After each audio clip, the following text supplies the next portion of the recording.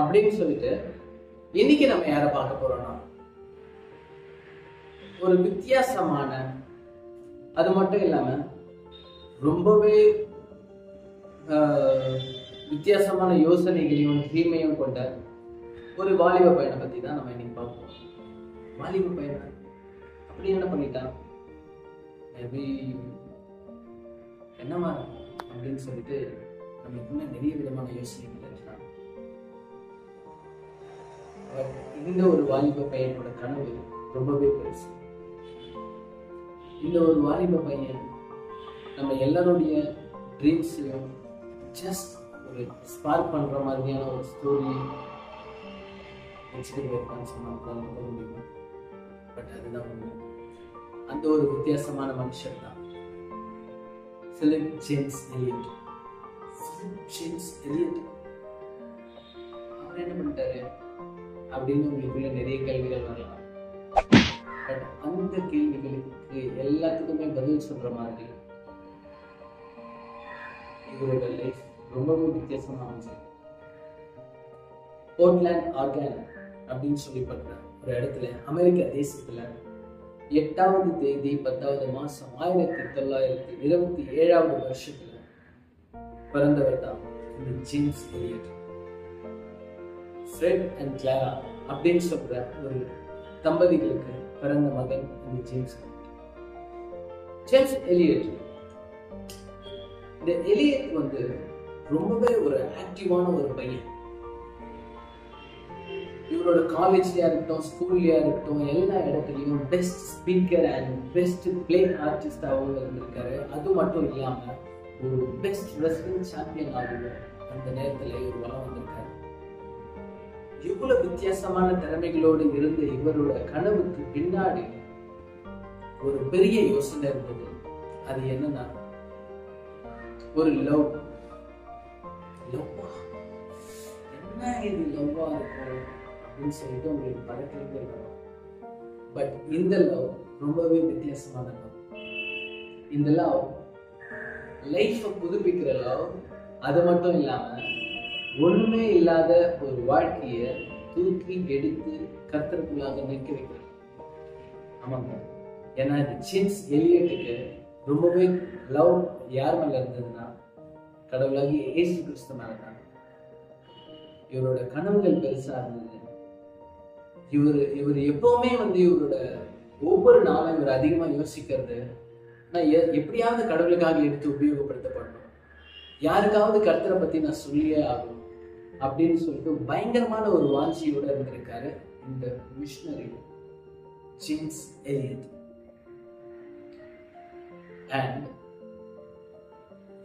இவரோட வாலிப வயசுல எந்த அளவுக்கு ஒரு பெரிய ஃபேமை இவர் உருவாக்கி வச்சிருந்தாருன்னா, அந்த நேரத்துல பிரசிடென்டா இருந்த பிராங்க்லின் டி ரூஸ்வெல்ட் அப்படின்னு சொல்லி ஒரு மனிதர் இருந்தாரு. அவர் இறந்து போயிட்டாரு.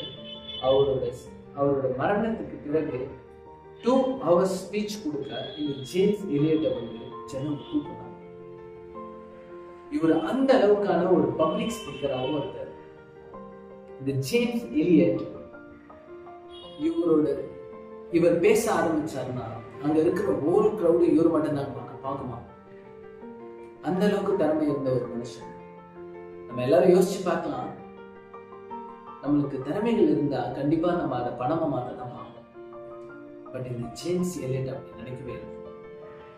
அவரோட வாஞ்சலா ஒன்னே ஒண்ணுதான், நான் கடவுளை பத்தி யாருக்கு சொல்லணும் அப்படின்னு சொல்லிட்டு இந்த மாதிரியான கனவுகளுக்கு தீனி போடுற வகையில இவரோட காதுல ஒரு நியூஸ் வருது. அது என்னன்னு பாத்தீங்கன்னா அவுகாட் ட்ரைப்ஸ். யார் இந்த அவுகாட் ட்ரைப்ஸ்? அவங்க அப்படி என்னதான் பண்ணிட்டாங்க? இந்த அவுகாட் ட்ரைப்ஸ் ஆப்பிரிக்க தேசத்துல இருக்கிறதுலயே ரொம்பவே கொடூரமான, ரொம்பவே மோசமான ஒரு மனிதர்கள். இவங்க என்ன பண்ணுவாங்கன்னா, வெளி தேசத்துல இருந்து இல்ல வெளி இடத்துல இருந்து இவங்க ட்ரைபுக்குள்ள யார் வர நினைச்சாலும் அவங்கள அதே இடத்துல கொல்லக்கூடிய ரொம்பவே மோசமான ஒரு சேனல்.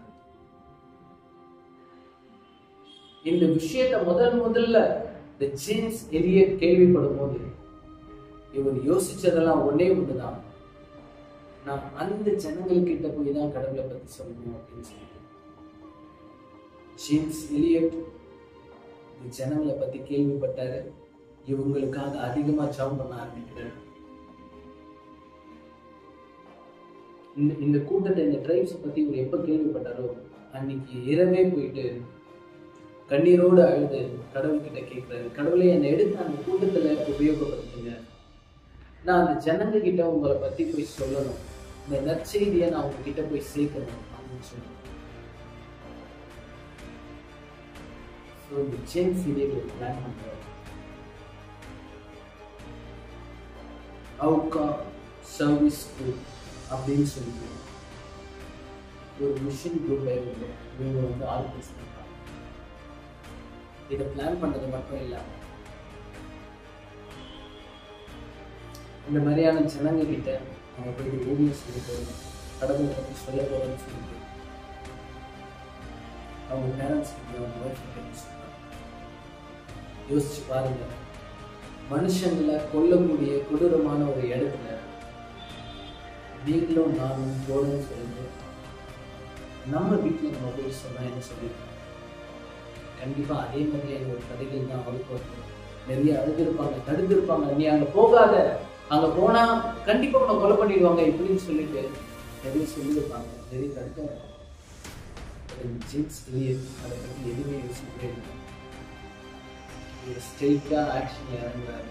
இவரோட ஃப்ரெண்ட்ஸான technically Roger, Pete and Nate அப்படின்னு சொல்லிட்டு ஒரு 4 பேர் இவங்க ஆர்கனைஸ் பண்ணி என்ன பண்ணுறாங்க, நிறைய கிஃப்ட் பொருட்கள், சாப்பிட்ற தின்பண்டங்கள்லாம் வாங்கிட்டு, சாப்பிட்ற பொருட்கள்லாம் வாங்கிட்டு அந்த அவுகா ட்ரைப்ஸ் இருக்கிற இடம் வழியாக போகும்போது இவங்க ஃப்ளைனில் வச்சிருக்க எல்லா விதமான கிஃப்டையும் ஃபுட்டையும் வந்து அந்த கரையோரத்தில் போட்டு இவங்க போட்டு போனதும் அந்த அவுகா ட்ரைப்ஸ் அந்த கிஃப்ட்டு, அந்த பழப்பொருட்கள் எல்லாத்தையும் எடுத்து உபயோகப்படுத்த ஆரம்பிச்சிருக்காங்க. இதே இந்த ஜேம்ஸ் எலியட் ரெகுலராக பண்ணியிருந்தாங்க எங்களோட ஃப்ரெண்ட்ஸும் சரி. ஒரு நாள் இந்த ஜேம்ஸ் எலியட் டிசைட் பண்ணுறாரு,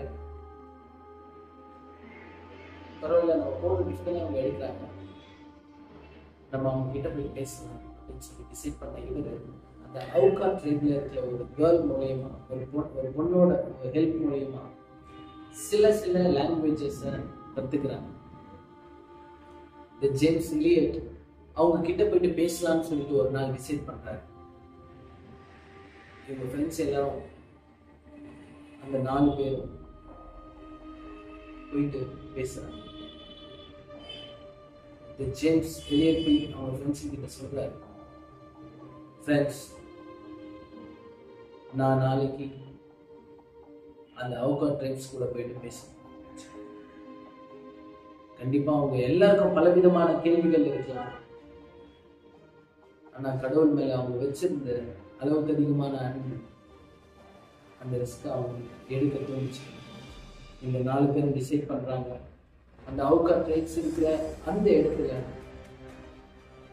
பல கனவுகளோடு, பலவிதமான ஆசைகளோடு, பலவிதமான விஷன்ஸோடு அங்க இருக்கிற ஜனங்களை கடவுளோட அன்பை போதிச்சே ஆகணும்னு சொல்லி ஜேம்ஸ் எலியட் நான் புரிஞ்சுக்கிறார். நம்ம எல்லாருமே எதிர்பார்க்காத ஒண்ணு என்னன்னா, அந்த ஒரு நாள் தான் அவரோட லைஃப்ல கடைசி நாள் ஆகும். ஆமாங்க, ஜேம்ஸ் எலியட் போய் நின்ன அந்த செகண்டே இந்த அவுகா ட்ரைப்ஸ் ஒரு கூர்மையான ஒரு ஈட்டியில விஷத்தை தடவி அந்த 4 பேரையும் கொண்டுட்டாங்க. அதே ஸ்பாட் கடவுளுக்காக நான் எடுத்து உபயோகப்படுத்தப்படணும்னு சொல்லிட்டு பல கனவுகளோடு போன இந்த ஜேம்ஸ் எலியட்டோட நேரம், மூச்சு அதே இடத்துல நினைச்சு. பட் இவங்க இறந்து போன நியூஸ் இவங்க அமெரிக்கா ஃபுல்லா, அமெரிக்காவில் இருக்கிற மூளை முழுக்கு எல்லா இடத்துலையும் பரவுது. இவங்க வீட்டுக்கு நியூஸ் போகுது, இவங்க பேரண்ட்ஸ் அண்ட் இவங்களோட ஒய்ஃப், இவங்களோட பிள்ளைங்க எல்லாருமே வந்து அழுகிறாங்க. அடுத்த செகண்ட் நடந்தது நினைச்சா அவங்களோட மனசே பரவதைக்க வைக்கிறாங்க. ஏன்னா இந்த ஜேம்ஸ் எலியட்டோட ஒய்ஃப் அண்ட் இந்த ஃப்ரெண்ட்ஸோட இவங்களோட ஃப்ரெண்ட்ஸோட ஒய்ஃப்ல என்ன டிசைட் பண்ணாங்க, எங்களோட கணவர் எந்த இடத்துல இருந்தாங்களோ அதே இடத்துல நாங்க போயிட்டு கடவுளை பற்றி சொல்லணும் அப்படின்னு சொல்லி டிசைட் பண்ணோம். அதே அவுகா ட்ரைப்ஸ் இருக்கு. எங்க ஜேம்ஸ் எலியட் வந்து இறந்து போனாரோ அந்த இடத்துல அவங்க செஞ்சுட்டு இருந்த அதே அவுகா சர்வீஸ் அதை கண்டினியூ பண்ண ஜேம்ஸோட ஒய்ஃப் எல்லாரும் குரூப் ஃபார்ம் பண்ணி அந்த இடத்துல போறாங்க. கடவுளோட வார்த்தையை விடாப்படியா அந்த இடத்துல அவங்க நின்று நிறைவேற்றினாங்க. வித்தின் 2 years அந்த அவுகா ட்ரைப்ஸ்ல இருக்கிற எல்லாரும் கடவுளை ஏற்றுக்கொண்டாங்க. எல்லாருமே யோசிச்சு பார்க்கலாம். பிலிப் ஜேம்ஸ் எலியட் என்ற ஒரு 28 வயசு பையனோட கனவு ஒரு மோசமான கொடூரமான ஒரு காட்டுவாசிகளையே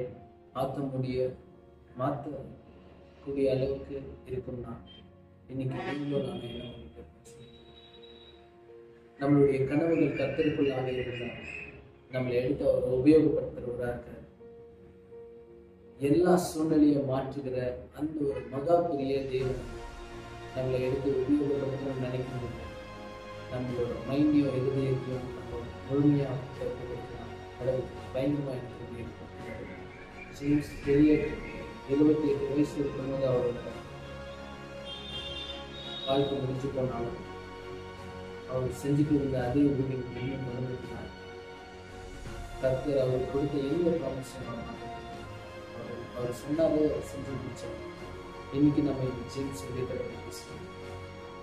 நம்மளுடைய கனவுகள் பெருசாக இருந்தால், நம்மளுடைய சரீரம் அழிஞ்சு போனாலும், நம்ம செஞ்சுட்டு போன ஒவ்வொரு நாளும் உங்களோட பேரை சொல்லிட்டே இருக்கும். இந்த சிறிய கதை நடக்கும்.